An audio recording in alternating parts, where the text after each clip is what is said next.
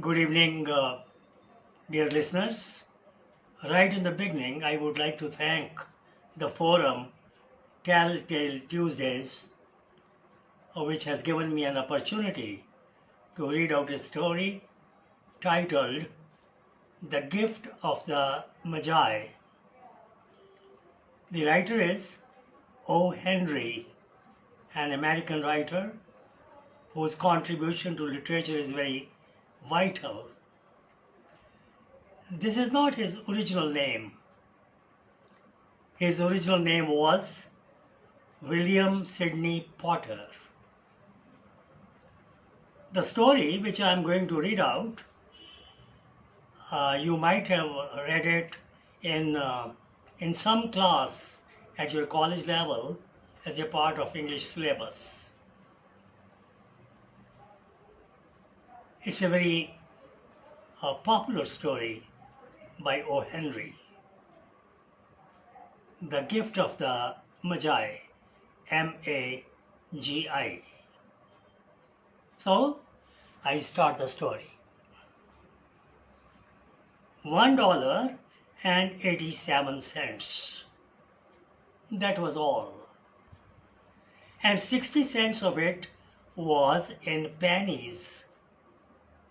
Pennies saved 1 and 2 at a time by bulldozing the grocer and the vegetable man and the butcher until one's cheeks burned with the silent imputation of parsimony that such close dealing implied. 3 times Della counted it. $1.87. And the next day would be Christmas. There was clearly nothing to do but to flop down on the shabby little couch and howl. So Della did it. Della began to weep because she was short of money, which instigates the moral reflection that life is made up of sobs, sniffles, and smiles, with the sniffles predominating. While the mistress of the home is gradually subsiding from the first stage to the second, let's take a look at the home. A furnished flat at $8 per week. It did not exactly beggar description, but it certainly had that word on the lookout for a mendicancy squad. This house was not of good standard, and it was meant only for poor people. In the vestibule below was a letterbox into which no letter would go, and an electric button from which no mortal finger could coax a ring. Also appertaining thereunto was a card bearing the name Mr. James Dillingham Young. He is husband to Della. The Dillingham had been flung to the breeze during a former period of prosperity when its possessor was being paid $30 per week. Now, when the income was shrunk to $20, the latter's Dillingham looked blurred, as though they were thinking seriously of contracting to a modest and unassuming D. In fact, the family was short of money, and they had not been able to get the house painted. That's why the nameplate was blurred and looked a little colorless. But whenever Mr. James Dillingham Young came home and reached his flat above, he was called Jim and greatly hugged by Mrs. James Dillingham Young, already introduced to you as Della, which is all very good. So Della and Jim are husband and wife. Della finished her cry and attended to her cheeks with a powder rag. She stood by the window and looked out dully at a grey cat walking a grey fence in a grey backyard. So this grey word has been used 3 times to describe the um, inside of Della. She was not very happy at that moment. Tomorrow would be Christmas, and she had only $1.87 with which to buy Jim a present. She had been saving every penny she could for months with this result. $20 a week doesn't go far. Expenses had been greater than she had calculated. They always are. Only a $1.87 to buy a present for him. That was the total amount she had. It was a very paltry amount. Many happy hours she had spent planning for something nice for him, something fine and rare and sterling, something just a little bit near to being worthy of the honor of being owned by Jim. There was a pier glass between the windows of the room. Perhaps you have seen a pier glass in an $8 flat. A very thin and very agile person may, by observing his reflection in a rapid sequence of longitudinal strips, obtain a fairly accurate conception of his looks. So it was not easy to look at your own reflection in the mirror because it was not very wide. Only a thin person, slender person was able to look into it properly. Della, being slender, had mastered the art. Suddenly she whirled from the window and stood before the glass. Her eyes were shining brilliantly, but her face had lost its color within 20 seconds. Rapidly she pulled down her hair and let it fall to its full length. Now, there were 2 possessions of James Dillingham Young's in which they both took a mighty pride. One was James' gold watch that had been his father's and his grandfather's, so it has traveled to him in inheritance. The other was Della's hair. Had the Queen of Sheba lived in that flat across the street, Della would have let her hair hang out the window and someday to dry just to depreciate Her Majesty's jewels and gifts. Della had beautiful hair, long and brown, and even Queen Sheba, who is known for her beauty and wealth, must have felt jealous. Had King Solomon been the janitor, with all his treasures piled up in the basement, Jim would have pulled out his watch every time he passed just to see him pluck at his beard from envy. And the watch which had travelled to Jim in inheritance was also something very rare and unique. So now, Della's beautiful hair fell about her, rippling and shining like a cascade of brown waters. It reached below her knee and made itself almost a garment for her. And then she did it up again nervously and quickly. Once she faltered for a minute and stood still while a tear or two splashed on the worn red carpet. She was mentally disturbed because she had decided something very difficult to do.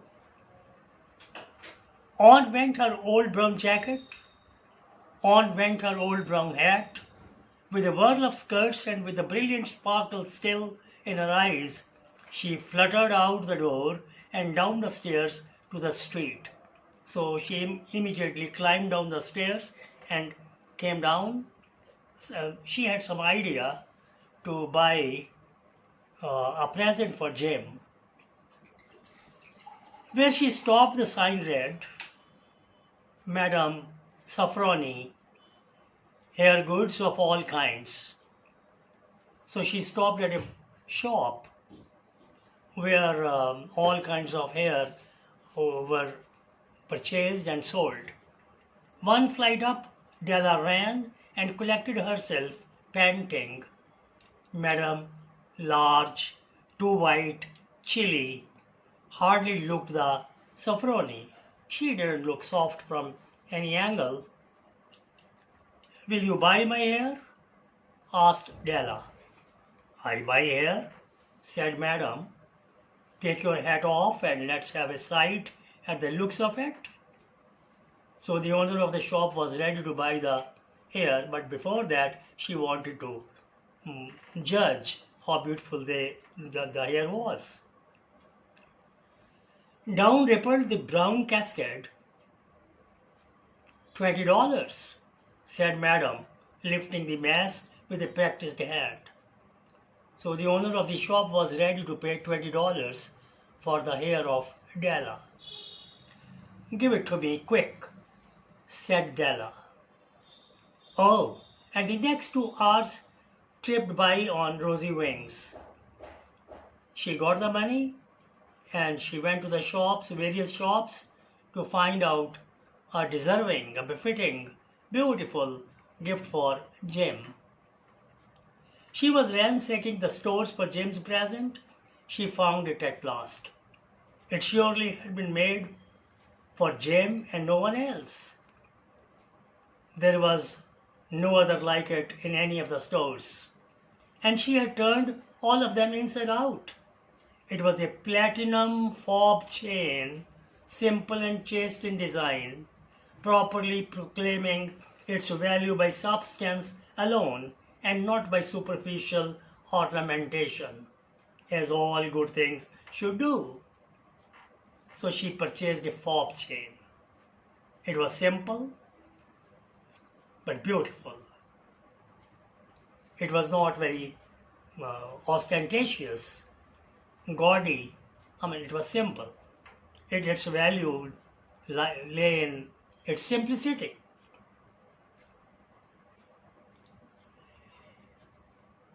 It was even worthy of the watch. As soon as she saw it, she knew that it must be Jim's. It was like him. Quietness and value. The description applied to both. $21 they took from her for it, and she hurried home with 87 cents. With that chain on his watch, Jim might be properly anxious about the time in any company. Grand as the watch was, he sometimes looked at it on the sly on account of the old leather strap that he used to wear in place of a chain. So in place of chain, he used a leather strap which was not good looking, and whenever he wanted to look at his watch and note the time, he did it slyly, secretly. When Della reached home, her intoxication gave way a little to prudence and reason. She got out her curling irons and lighted the gas and went to work, repairing the ravages made by generosity added to love, which is always a tremendous task, dear friends, a mammoth task. Generosity and love, both have to join to show your love and affection. Within 40 minutes, her head was covered with tiny, close-lying curls that made her look wonderfully like a truant schoolboy. So she gained boyish look. She looked at her reflection in a mirror long, carefully, and critically. She wanted to judge herself how she looked so that she should be able to face her husband. If Jim doesn't kill me, she said to herself, before he takes a second look at me, he'll say I look like a Coney Island chorus girl. But what could I do? Oh, what could I do with $1.87? At 7 o'clock the coffee was made and the frying pan was on the back of the stove, hot and ready to cook the chops. So she was waiting for her husband to come back. Jim was never late. Della doubled the fob chain in her hand and sat on the corner of the table near the door that he always entered. Then she heard a step on the stairway down on the first flight and she turned white for just a moment. She lost her color because she didn't know how he would react. She had a habit for saying little silent prayers about the simplest everyday things, and now she whispered, "Please God, make him think I am still pretty." The door opened and Jim stepped in and closed it. He looked thin and very serious. Poor fellow, he was only 22 and to be burdened with a family. He needed a new overcoat and he was without gloves. Jim stopped inside the door, as immovable as a setter at the scent of quail. His eyes were fixed upon Della, and there was an expression in them that she could not read, and it terrified her. It was not anger, nor surprise, nor disapproval, nor horror, nor any of the sentiments that she had been prepared for. He simply stared at her fixedly with that peculiar expression on his face. Della wriggled off the table and went for him. "Jim, darling," she cried, "don't look at me that way. I had my hair cut off and sold it because I couldn't have lived through Christmas without giving you a present. It will grow out again. You won't mind, will you? I just had to do it. My hair grows awfully fast. Please, please say Merry Christmas, Jim, and let's be happy. You don't know what a beautiful, nice gift I've got for you." "You have cut your hair?" asked Jim, laboriously, as if he had not arrived at that patent fact yet, even after the hardest mental labor. Della said, "Cut it off and sold it. Don't you like me just as well, anyhow? I am me without my hair, aren't I?" Jim looked about the room curiously. "You say your hair is gone?" he said with an air almost of an idiot. Della said, "You needn't look for it. It is sold, I tell you. Sold and gone, too. It's Christmassy, boy. Be good to me, for it went for you. Maybe the hairs of my head were numbered." She went on with sudden serious sweetness, "But nobody could ever count my love for you. Love is immeasurable. It's not possible to gauge it. Shall I put the chops on, Jim?" Out of his trance, Jim seemed quickly to wake. He unfolded his Della. He embraced Della. For 10 seconds, let us regard with discreet scrutiny some inconsequential object in the other direction. So the writer has some sense of humor also. He says, let's not look at them. They are in embrace. $8 a week or $1 million a year. What's the difference? A mathematician or a wit would give you the wrong answer. Jim drew a package from his overcoat pocket and threw it upon the table. Now, Jim too had brought a gift for his wife, and he is going to show that gift to her. "Don't make any mistake, Dal," he said, "about me. I don't think there is anything in the way of haircut or a shave or shampoo that could make me like my girl any less. These things are not important before love, you know. But if you will unwrap that package, you may see why you had me going a while at first." He looked very confused in the beginning, you know, and had lost his color. Now he's going to tell the reason. White fingers and nimble tore at the string and paper, and then an ecstatic scream of joy, and then, alas, a quick feminine change to hysterical tears and wails, necessitating the immediate employment of all the comforting parts of the lord of the flat.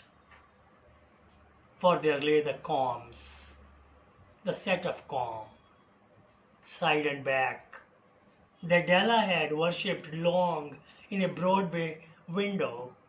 She had seen that set of combs in a showroom, and she had expressed a desire to buy them. Beautiful combs, pure tortoise shell, with jeweled rims, just the shade to wear in the beautiful vanished hair. They were expensive combs, she knew, and her heart had simply craved and yearned over them without the least hope of possession. She had never imagined that that her husband would buy those combs for her one day, and she would possess them. And now they were hers. But the tresses that should have adorned the coveted adornments were gone. But where are her tresses? She sold her hair, and she cannot use the combs at present. But she hugged them to her bosom, and at length she was able to look up with dim eyes and a smile and say, "My hair grows so fast, Jim." And then Della leaped up like a little singed cat and cried, "Oh, oh." Jim had not yet seen his beautiful present. She held it out to him eagerly upon her open palm. The dull, precious metal seemed to flash with the reflection of her bright and ardent spirit. The chain was very beautiful to look at, shining, but not gaudy. "Isn't it a dandy, Jim? I hunted all over the town to find it. You will have to look at the time 100 times a day now. You would love to look at your watch every minute because it's so beautiful. It has become more beautiful because of the fob chain. Give me your watch. I want to see how it looks on it." Instead of obeying, Jim tumbled down on the couch and put his hands under the back of his head and smiled. "Dell," said he, "let's put our Christmas presents away and keep them a while. They are too nice to use just at present. I sold the watch to get the money to buy your combs, and now you put the chops on." So that way Jim had also made a great sacrifice. He had sold the beautiful watch which he had inherited from his grandparents and father, and had bought a set of combs for his wife, Della, for Christmas gift. The Magi, as you know, were wise men, wonderfully wise men, who brought gift to the babe in the manger. when Christ was born in the manger, there were 3 saints who came down to that place with very simple gifts, which were not very costly. But here, Jim and Della are as wise as those saints. They invented the art of giving Christmas presents. Being wise, their gifts were no doubt wise ones. And here I have lamely related to you the uneventful chronicle of 2 foolish children in a flat who most unwisely sacrificed for each other the greatest treasures of their house. They had behaved unwisely or wisely? That's the question. They had behaved very wisely. No doubt they were not very ripe in age, and they were not as mature as the saints. But in a last word to the wise of these days, let it be said that all of who give gifts, these 2 were the wisest. Of all who give and receive gifts, such as they are wisest. Everywhere they are wisest. They are the Magi. Thank you. Thank you for listening to the story. And I would request all of you to read its text and then enjoy the story once again. Thank you.